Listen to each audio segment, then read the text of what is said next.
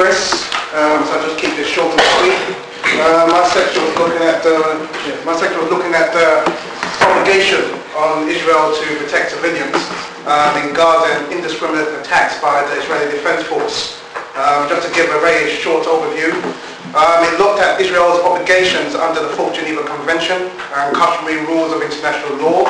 In particular, whether everything feasible was done to 1, verify that objectives attacked were neither civilian nor civilian objects, were not subject to special protection, whether consideration was taken in respect of the choice of weapon used by the IDF, and whether the military objective or advantage sought by Israel was excessive in relation to the expected loss of civilian life or civilian objects. Looking at warnings, in providing warnings in relation to attacks, the Israeli government has stated that the armed forces made 1, a total of approximately 165,000 telephone calls during the entire period of military operations, and 2, dropped a total of approximately 2,500,000 leaflets of the whole of the Gaza Strip during the period of 28th of December 2008 to the 5th of January, to the 5th of January 2009. In addition to these measures, the Israeli government states that it made radio broadcasts and developed a practice known as roof knocking. What that means is that they dropped apparently light explosives on rooftops as warnings. In summary, the Goldstone report asserts that Israel did drop leaflets, made phone calls and implemented the practice known as roof knocking. However, in regards to the radio broadcasts made by the IDF, which appears to be generic, the report concludes that the language of the radio broadcast clearly indicates... Hang on a sec. Can you explain what... Oh, okay. So we didn't hear you explaining nothing. The roof knocking. Oh. Okay, well the roof knocking... Light explosives over the houses, so wakes everyone up and gets them out, but it doesn't actually... That's it. Yeah, you do it. But sometimes it's explosives, which is... I mean, yeah, but that's not their intention. Their intention is as a warning, not as a disruptive. Okay, sorry, continue. Okay, I'm continuing. Anyway, to continue, the radio broadcast clearly indicates that that people should move towards city centres and that United Nations Relief Work Agency centres should be regarded as places of safety. Now, for example, the attack on the United Nations Relief Work Agency compound in Gaza City will later be examined in point 543 of the report.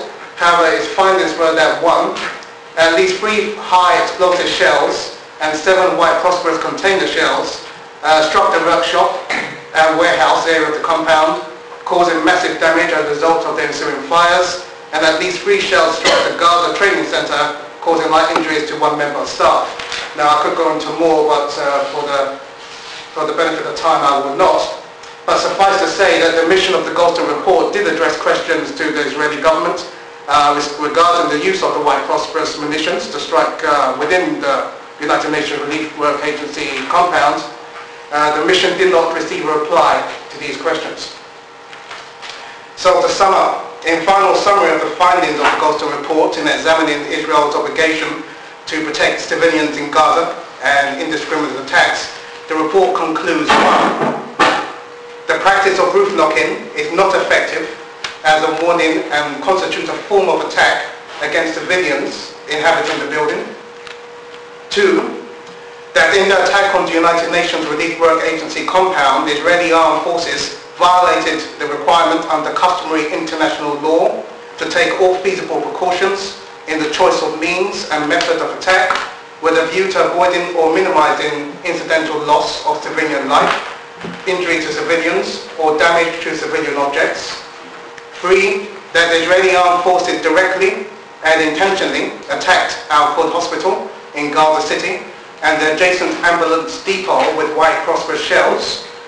4. That the warnings given by leaflets and pre-recorded phone messages in the case of the Al Wafa attack on the 5th and the 16th of January hospital was ineffective. 5. And that the attack on the Al Fakura junction was indiscriminate in violation of international law and to have violated the right to life of the Palestinian civilians killed in these incidents. So all in all, the mission of the Goldstone report investigated 11 incidents of which Israel armed forces launched direct attacks against civilians with lethal outcome. The facts in all but one of the attacks indicate no justifiable military objective. And that's the end of my section.